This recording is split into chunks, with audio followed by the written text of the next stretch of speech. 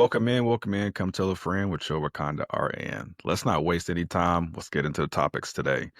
So, my first topic is why did you choose the partner that you chose? And maybe the answer is different than what you think. Maybe the answer is scientific or chemical related. What am I talking about? Birth control. That's right, birth control. So, I was listening to a podcast, The Diary of a CEO, and then he had on a guest. It's been a while. He had on Dr. Sarah Hill, and she was talking about birth control. And it was actually pretty interesting because I've heard, you hear different things about birth control, but um, her findings were pretty surprising to me. Let's see, man. Let's go here. So, who is Dr. Sarah Hill? So let's just do this real quick. She's an award winning researcher, consultant, writer, scientist, communicator, and professor with 25 years of research experience and authored 100 plus research publications. Authored two books that have changed the conversation about hormones and birth control for women. PhD in evolutionary psychology at the University of Texas, Austin, with Dr. David Buss. So just real brief, that's who she is, right? And so the conversation, it goes as such. So it's like this. When you are on birth control, right? Apparently you may choose to have a partner that's less attractive compared to a partner. You would choose a partner that's more attractive if you were off birth control. Also, what I have seen is that she talked about how you are more likely to choose a partner who has higher estrogen levels and lower testosterone levels while you're on birth control compared to when you're off birth control and you choose a partner with higher testosterone levels. So, all my ladies listening to this, I want you to think about this for a second. I want you to think about somebody that you were with while you were on birth control. And I want you to think, how did you honestly feel about the individual from an attractiveness perspective? How did you feel about that individual overall? Did you choose him because he was more tender, more, he was sweet, he was soft? Um, did he have more of those features that you thought? But then the other side too, was he more? Did he have kind of like feminine features? Like, was he crying a lot more, complaining a lot more? Like, did you feel like he was dating another woman when you chose this partner? I'm just curious because some things I've heard over the years from ladies that talked about how he's not a man. He's not a quote unquote man. He feels like a woman. Like he complains like one, cries like one, feels like he has a cycle, all that. I've heard that. So I'm just curious. Did you choose this partner while you were on birth control? And I know a young lady who told if this has happened to you, I'm sorry in advance. So warning. So she told me that she was young, she's on birth control for years, and her partner at the time, right, is the partner she chose. They had a relationship, but he tampered with her birth control and she ended up getting pregnant. Um, I mean, eventually she ended up leaving the guy. I mean, she didn't find this out till a while back, but she left the guy and didn't want to be with him anymore. But she chose this guy when she was on birth control compared to when she was off. And you hear about stuff like this. It's weird to me that guys tamper with birth control. I think that's weird. I think that's predatory. I think that's wild. I don't know why any man would do that. But I'm just curious, man. Like, think about it. I just want to know. I just want to know. And then I saw something about there was a study about how there was a person who actually left their partner when they got off of birth control. Like they didn't want to be with them any longer because they just didn't find them attractive. So have you experienced this? I mean, how do you feel? I mean, maybe some of you're listening to this and maybe you're like, okay, maybe that does make a little bit of sense. Or, wow, I never really thought about it, how it affects your brain chemistry when you're on birth control. So I gotta know. I gotta know. Please let me know in the comments below, or just let me know wherever you hear or see this. Let me know how you feel about your partner with birth control versus being off of birth control. Did that make any difference whatsoever? I have got to know because I found that completely fascinating to me, to be honest with you guys. So here's something else I want to talk about. Um, because this is heavily towards my ladies here. So declining birth rates, declining birth rates. So we if you were not aware, we have declining birth rates here in the United States, and it's been that way for quite a while now. Let's see here. No, we need to go here. There we go. So the general fertility rate in the United States decreased by 3% from 2022, reaching a historic low. This marks the second consecutive year of decline, following a brief 1% increase from 2020 to 2021. From 2014 to 2020, the rate consistently decreased by 2% annually. I mean, other findings in 2023, birth rates declined for women's ages 20 to 39. Change for females ages 10, 14, and 40 through 49. Those are crazy ages there. The birth rate for teenagers 15 to 19 was down 3%. Yeah, I like to see that go down even more. The birth rate for women 20 to 24 reached a record low. Cesarean rate, delivery rate increased for the fourth year. So yeah, it's going to be increased for sure. The preterm birth rate essentially unchanged at 10.41%. So I know these are just kind of numbers to, a lot of people here. So, but but here's what I want people to understand. From my understanding of research, no country has ever bounced back from declining birth rates. So when your death rate exceeds your birth rate, you're going to have a decrease in your population. And then once you have a decrease in the population, I mean, your country fails to thrive and function. You just don't have the people that are there. So there's that. But why are birth rates declining? There's a lot of factors down this little rabbit hole I'm gonna go to, and I would love to know what you guys have to say about everything I'm talking about right now. Declining birth rates. There's a lot of variety of factors. And so let me start with my ladies first. Let me start with my ladies first. And I'm sure some of you guys will probably say yes. Some of you will say no. You'll chime in, have your thoughts and opinions. Love to have them. So I remember reading a book a while back about how the shift of the young American women had changed. It used to be women, especially young women, were geared towards having a family. Like that was their main focus, having a family, uh, reproduction, right? Having kids, just having that family unit, taking care of being that nuclear family. That was their main focus. And then there was a shift. And the shift came from previous generations telling their daughters that don't do what I did. Don't go out and try to have a family early. I want you to go experience. I want you to go have fun. I want you to go experience life. And then, get your education. Then when you're all settled down, once you got everything in order, then go find a partner. So these are things that I've read. You guys can tell me how you feel about that. However, from what I have gathered is there's nobody at the end. There's not enough viable partners for women at the end. So if you go to college, we're all adults listening to this. You go to college, you go wherever, and you go have fun. You try things. You get out there and you become educated.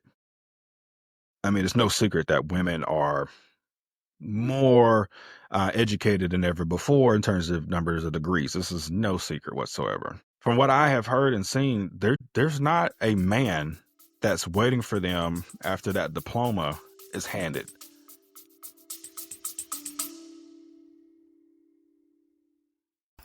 If you're enjoying any of the content so far, please give a like, comment, subscribe. You can also donate to the channel, be a loyal supporter. Goes a long way. Thank you very much.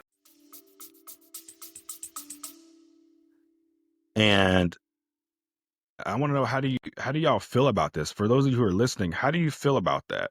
I'm sure some of you are listening, you probably have had that experience and you're not alone. But did you think there would be somebody there? And I think there's been a misconception, and I know men or women are divided more than ever before.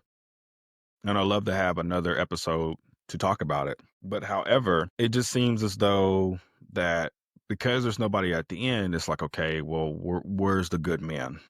You know, I became educated. I'm single. I'm strong. I'm independent. I can do a lot for myself. Like, why are men not coming to me or not wanting to stay with me, right? And it's just really interesting because there's this misconception and there's this divide between men and women in terms of expectations of one another, and that's just the tip of the iceberg of why birth rates have seriously declined. That's just the tip of the iceberg. We ain't even talked about how infertility has been on the rise for a variety of reasons. I don't think I've ever seen to where actual couples struggle to have children. I know people talk about how, their grandmother had like 10 kids, their great grandmother had 12 kids. And it seems as though like there was no struggle with infertility, but in the 2020s for sure that I've seen that people are struggling heavily with infertility. And not only that, it's hard to get what you need for IVF or IUI or whatever. It's hard to get that fertility medication. It's hard to get that fertility help for couples anywhere. Uh, that's just the reality of the situation. Miscarriages seem to be on the rise and all that.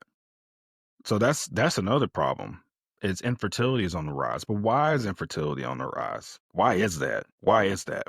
But there's other things and factors that people don't talk about and consider when it comes to actually fertility. The fact of the matter is, men and women as a whole in America, we do not do a good job taking care of ourselves. From the things that we eat to, the things that we drink, our obesity rates, we are not where we need to be. You know what I'm saying? We're not where we need to be. Um, and that's just without any conspiracy theories whatsoever. We're just not where we need to be. And I feel as though that, at least from a physical perspective, a physical standpoint, the more in shape, the more fit that we are, the less, heavier that we are. I feel like those infertility rates can definitely go up for sure. Those fertility rates can definitely go up for sure. That's just one tip of the iceberg, but of course, it goes a lot deeper than that for sure. So that's one, couple of reasons for the decline in birth rates. But ladies, I'm sure some of you are aware, maybe you're not aware, that men are having lower testosterone rates. I saw a study that talked about how, I think it was like 50 years ago, about how much higher the testosterone levels were in men compared to how they are now. And of course, with higher testosterone levels, men tend to be more active. They tend to be more, not just physically active, they tend to be more sexually active and things of that nature. So if a man is having lower testosterone levels, they have a lower desire to actually have sex. And so that's going to contribute to lower birth rates as well. It's just that men, they just don't have the higher testosterone rates. And there's a lot of factors for that. And I know There's going to be maybe a couple of guys that maybe listen to this, a few guys listen to this, but at the same time, there's things that, man, you can do to raise your testosterone rates naturally, such as I've seen studies that show that men, if you hang out with men on a regular basis, it raises your testosterone levels. Men, if you lift weights on a regular basis, like 3 times a week, it raises your testosterone levels. Men, if you get out of that obese range, it raises your testosterone levels. Like, you have to do things, you have to be active in order to naturally raise that up. We're not talking about supplements, we're not talking about, um, testosterone, hormone replacement. We're not talking about any of that. We're just talking about doing some natural things to help raise your testosterone levels. So, ladies, if you got a man, tell him to do those things, and so his testosterone levels can get up naturally, and he'll be happier, and you will be a lot happier. I promise you that. So, but ladies, how do you feel? How do you feel? I know right now it's kind of like we live in a moment. We're kind of like we're in the here and now. So, does it really matter that that our birth rates are declining? And the reality of the situation, yes. And I know it's expensive to raise a kid in 2025 and beyond. Very, very expensive. This is no secret. But there should be better incentives to have children. There should be better incentives to not, and I'm not talking about that we're not talking about the government assistance. You get more, you know, you get more food stamps, things like that. Um, the child tax credit could be a lot better. Let's not get started with that. But it's just very hard. I think I saw something the other day. Somebody produced something, maybe I forgot which article I saw, that talked about how it costs like $400,000 just to raise one kid in America. Like, what? Like, it is absurd to raise a kid in today's society. But that's just, we can go on and on. But I would love to know your comments, and your thoughts regarding that in particular. So we're talking about birth control, rates, low T, all the stuff to do with the birthing, you know, reproduction, right? Something I wanted to talk about. I know it's been a few months, but since we're on the topic, let's talk about it a little bit more. Roe versus Wade, and we've seen the implications of Roe versus Wade, being a state by state basis, right? Um, so recently, one of the things that kind of hurt me the most is we had a young lady who was brain dead, but was forced to carry a baby.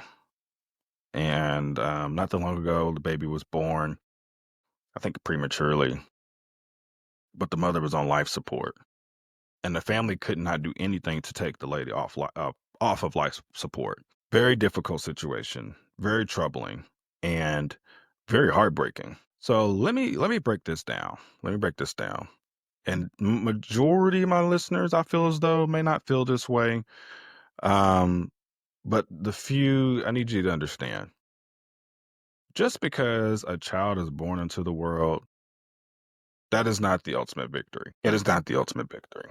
When I was a few years younger, um, I would have believed that, it sounds good on paper that, man, we're going to save so many kids with, you know, it going to a state by state case basis. But the reality of the situation, bipartisan, doesn't matter if you're left or right. This is bipartisan. The fact of the matter is there's not enough people collectively that are there to take care of orphans.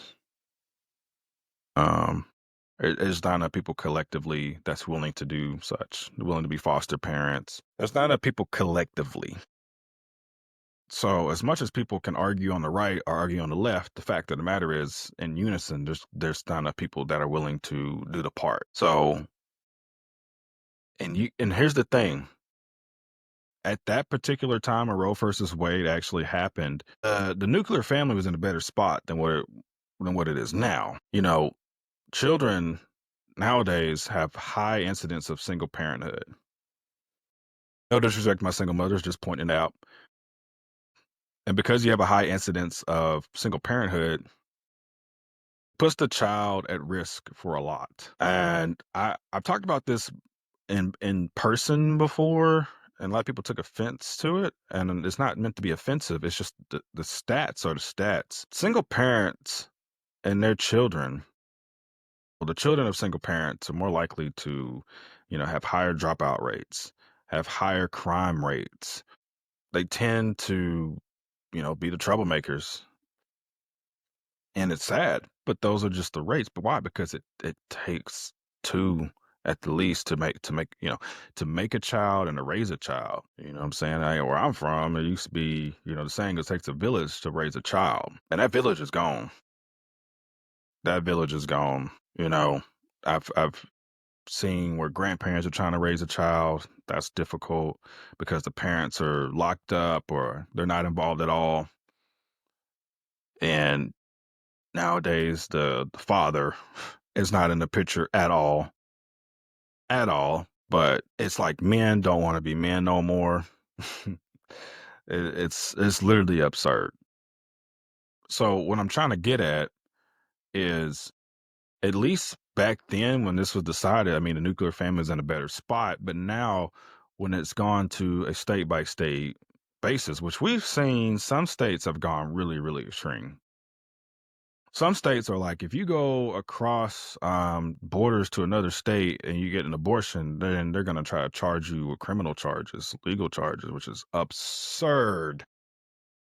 Absurd for a variety of reasons. So if somebody is literally not ready to raise a kid, who are you to stop them from making that choice? Because let me tell you something.